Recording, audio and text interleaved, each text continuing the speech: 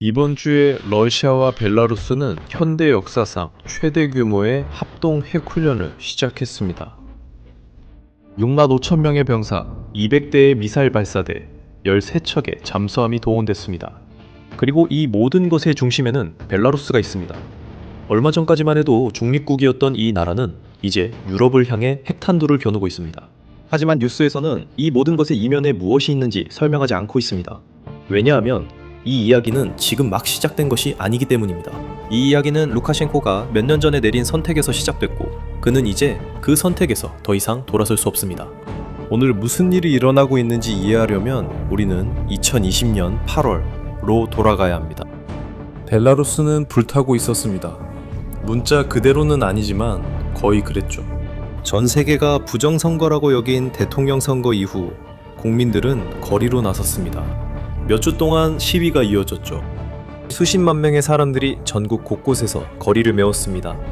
이는 수십 년 만에 이 나라에서 본 가장 큰 민중운동이었습니다. 공장 노동자들은 파업에 들어갔고 공무원들은 행진에 나섰으며 여성들은 대로에서 인간 띠를 만들었습니다. 루카셴코는 끝난 것처럼 보였습니다.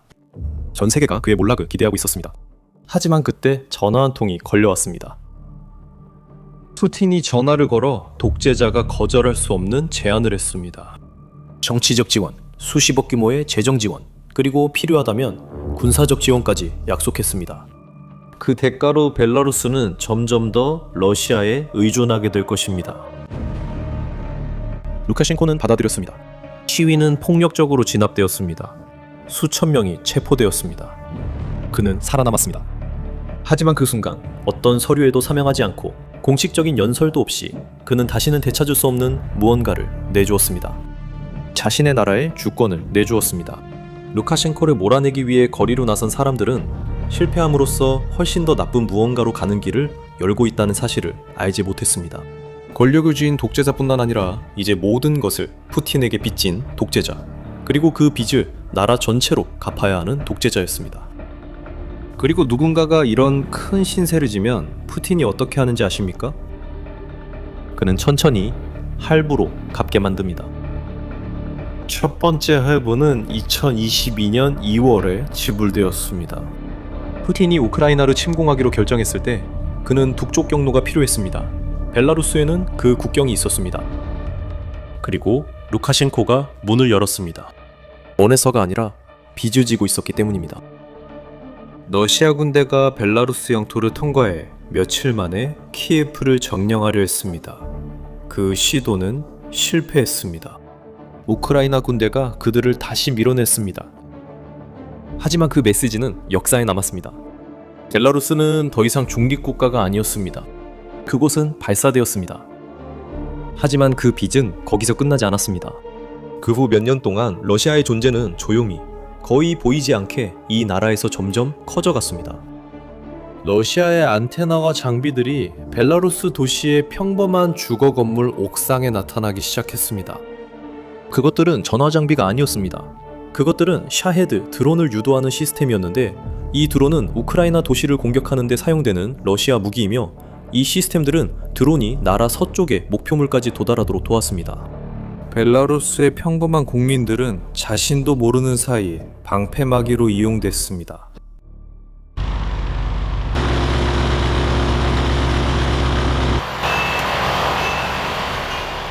그리고 마침내 가장 무거운 대가가 찾아왔습니다. 2025년 12월 러시아는 벨라루스 땅에 오레시니크 미사일 시스템을 설치했습니다. 오레시니크는 핵 탑재가 가능한 극초음속 미사일입니다. 음속의 10배가 넘는 속도로 비행합니다. 너무 빨라서 세계 어느 방어 시스템도 요격할 수 없습니다. 최대 5,000km 떨어진 목표물도 타격할 수 있습니다.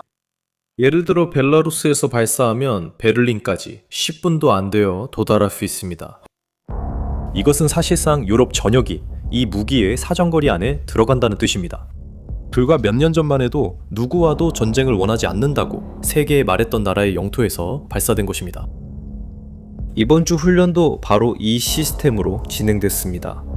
6만 5천 명의 군인이 참여했습니다. 미사일 발사대 200기, 항공기 140대, 잠수함 13척, 두 나라가 함께한 역사상 최대 규모의 핵 합동 작전이었지만 전 세계에는 단순한 정기 훈련으로 소개됐습니다. 하지만 이건 결코 일상적인 일이 아닙니다. 이 소란 속에 주목받지 못한 중요한 세부 사항이 있습니다. 왜냐하면 전 세계가 핵 훈련에 주목하고 있는 동안 루카셴코는 별도의 움직임을 보이고 있기 때문입니다. 동시에 말이죠. 이것이 앞으로 일어날 일을 더 잘 보여줄 수 있습니다. 5월 12일 국방장관과의 회의에서 그는 벨라루스가 전투작전에 대비해 군부대를 동원할 것이라고 선언했습니다. 이미 6,000명 이상의 예비군이 점검을 받았습니다. 루카셴코는 향후 5년 동안 무기를 현대화하는 계획을 발표했습니다. 우크라이나와의 국경을 따라 도로가 건설되고 있습니다. 같은 국경에 포병 진지가 설치되고 있습니다. 그리고 루카셴코는 분명히 말했습니다. 우리 모두 전쟁을 준비하고 있습니다. 신이 원하신다면 전쟁은 피할 수 있을 것입니다. 독재자가 전쟁을 준비하고 있다고 선언하면서 동시에 신에게 전쟁이 일어나지 않기를 바란다고 말할 때 그 문제가 얼마나 심각한지 알 수 있습니다. 이것은 스스로 공격을 계획하는 지도자가 아니라 선택의 여지가 없다고 느끼는 한 남자의 모습입니다. 그리고 남는 질문은 이것입니다. 그 선택의 반대편에는 누가 있는가? 우크라이나는 이미 그 답을 알고 있습니다. 젤렌스키는 공개적으로 러시아가 벨라루스를 전쟁에 끌어들이려는 것처럼 보인다고 경고했습니다. 그리고 이것이 일어날 수 있는 구체적인 세 가지 방식이 있으며 각각은 분쟁에 다른 결과를 가져올 수 있습니다. 첫 번째 시나리오는 단기적으로 가장 가능성이 높습니다. 벨라루스는 자국 군대를 동원해 우크라이나와의 국경을 따라 배치하지만 국경을 넘지는 않습니다. 군용 차량, 탱크, 병력 수송 차량의 행렬이 우크라이나 영토에서 불과 몇 킬로미터 떨어진 곳에 날마다 주차되어 있는 모습을 상상해 보십시오. 처음 보기에는 침공보다는 덜 심각해 보입니다. 하지만 그렇지 않습니다. 우크라이나는 이렇게 가까이에 배치된 군대를 그냥 무시할 수 없습니다. 우크라이나는 북쪽 국경을 방어하기 위해 동쪽 국경에 있던 병력을 이동시켜야 할 것입니다. 그리고 바로 그 동쪽 국경, 도네츠크에서 러시아가 지금 최대한의 압박을 가하고 있습니다. 다른 지점을 방어하기 위해 이 방어선을 약화시키는 것이 바로 푸틴이 원하는 것입니다. 벨라루스에서 단 한 발의 총알도 쏘지 않고 말이죠. 첫 번째 시나리오도 걱정스럽지만 두 번째는 훨씬 직접적입니다. 키예프로 진격하는 것입니다. 북쪽에서 열린 도로를 따라 우크라이나의 수도를 향해 진격하는 병력의 행렬을 상상해 보세요. 키예프는 벨라루스 국경에서 170km도 채 되지 않는 거리에 있습니다. 2022년에 러시아는 같은 경로로 진격을 시도했지만 쫓겨났습니다. 하지만 오늘날 상황은 다릅니다. 우크라이나는 4년이 넘는 전쟁을 겪고 있습니다. 그들의 자원은 제한적입니다. 그리고 북쪽에서 오는 부대는 동부의 가장 치열한 전투 지역과는 다른 경로로 열게 됩니다.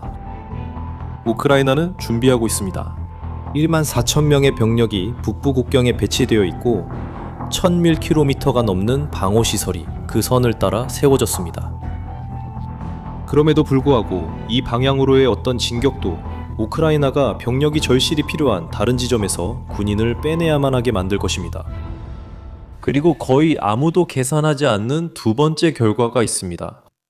벨라루스가 국경을 넘는다면 북대서양 조약기구 회원국인 폴란드와 리투아니아는 전쟁에 적극 가담한 이웃 국가를 국경에 두게 됩니다. 이것은 동맹 전체의 계산을 바꿉니다. 그리고 앞에 두 가지 시나리오가 재래식 전쟁처럼 보인다면 세 번째는 다릅니다. 이것은 더 조용하고 더 끈질기고 어쩌면 그 중에서 가장 효과적일 수도 있습니다. 대규모 진격 대신 소규모 벨라루스 부대들이 비밀리에 우크라이나 서부로 파견될 것입니다. 소규모 그룹들이 유니폼 없이 전투 대형 없이 움직입니다. 각자 특정 목표를 가지고 있습니다. 다리 하나, 철도 노선 하나, 연료 저장고 하나. 목표는 영토를 정복하는 것이 아니라 마비시키는 것입니다. 서유럽에서 들어오는 무기와 보급품이 도착하는 경로를 차단하는 것입니다. 이 통로들이 파괴되면 그 영향은 전선 전체에 퍼집니다. 탄약도 없고 예비 부품도 없고 연료도 없습니다. 아무리 훈련된 병사라도 싸울 수 없게 됩니다. 많은 분석가들은 이것이 허세이며 루카셴코는 말만 할 뿐 행동하지 않는다고 봅니다. 그리고 당분간은 그들이 맞을 가능성이 더 큽니다. 하지만 이 논리에는 빠진 점이 있습니다. 이 순환은 스스로를 강화합니다. 우크라이나가 북쪽으로 더 많은 병력을 이동시킬수록 러시아는 동쪽에서 더 많이 진격합니다. 러시아가 더 많이 진격할수록 푸틴은 루카셴코에게도 똑같이 하라고 더 압박합니다. 이건 러시아가 설계하고 벨라루스가 실행하는 악순환입니다. 이 세 가지 시나리오 중 어느 것이든 진짜 목표는 벨라루스의 승리가 아니라 러시아의 승리였습니다. 루카셴코는 주의를 돌리고 소모전을 유도하며 동시에 여러 지점에 압박을 가하는 도구로 이용될 것입니다. 벨라루스 국민이 원하지 않았던 전쟁에서 진정한 동기가 없는 그의 군인들은 푸틴이 다른 곳에서 진격할 수 있도록 희생당할 것입니다. 벨라루스 대통령도 이 사실을 알고 있습니다. 그는 이제 거절할 힘이 없습니다. 하지만 이 이야기에는 어떤 군사적 상황을 넘어서 더 깊은 층이 있습니다. 그리고 그 부분은 뉴스에서 좀처럼 다루지 않습니다. 여기서 무슨 일이 일어나는지 생각해 보세요. 30년 넘게 철권 통치를 해온 한 남자가 있습니다. 그는 시위와 제재, 전 세계의 압박 속에서도 살아남았습니다. 그 남자가 전쟁이 일어나지 않도록 신께 기도하고 있습니다. 그는 더 이상 아무것도 통제할 수 없다는 걸 알기 때문입니다. 루카셴코는 미치지 않았습니다.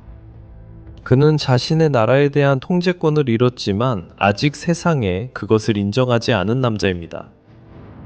2020년에 그는 정치적으로 살아남는 것을 선택했습니다. 하지만 그 생존의 대가는 벨라루스의 주권으로 치러졌습니다. 그리고 그 대가는 지금 점점 더 큰 몫으로 나뉘어 치러지고 있습니다. 벨라루스 영토에 설치된 오레시니크는 루카셴코의 명령을 따르지 않습니다. 벨라루스 영공을 가로지르는 드론들은 벨라루스가 통제하지 않습니다. 러시아가 통제합니다. 국가의 미래에 관한 가장 중요한 결정들은 그곳에서 내려지지 않습니다. 러시아 모스크바에서 내려집니다. 사실 벨라루스는 자체 국기를 가진 러시아의 군사기지가 되었습니다. 그리고 오늘날 루카셴코는 푸틴의 명령을 따르고 있습니다. 이제 전쟁에 참전할지 말지가 문제가 아닙니다. 진짜 문제는 이것입니다. 푸틴이 때가 됐다고 결정할 때 루카셴코가 거절할 수 있을까요? 지난 5년간의 역사는 그 대답이 아니오임을 시사합니다. 그리고 이번 주 유럽이 핵훈련을 점점 더 우려하며 지켜보고 있는 가운데 한 가지를 기억할 필요가 있습니다. 이것은 위기의 시작이 아닙니다. 이것은 2020년에 내린 선택의 결과이며 지금 실시간으로 대가를 치르고 있는 것입니다. 조금씩 차근차근. 루카셴코가 오늘 치르고 있는 대가의 이름은 주권입니다. 그리고 그 주권은 이미 오래전에 소진되었습니다. 그리고 당신은 어떻게 생각하십니까? 벨라루스가 실제로 우크라이나 전쟁에 참전할 거라고 믿으십니까? 아니면 루카셴코가 아직 푸틴의 압력에 저항할 여지가 남아있다고 보십니까? 여러분의 의견을 댓글로 남겨주세요. 이 콘텐츠가 여러분이 이 갈등을 다른 시각에서 보게 만들었다면 이 판을 이해할 필요가 있는 사람과 공유해주세요. 그리고 아직 채널을 구독하지 않으셨다면 지금 구독해주세요. 저희는 매주 뉴스를 넘어선 분석 영상으로 돌아옵니다. 다음 영상에서 만나요.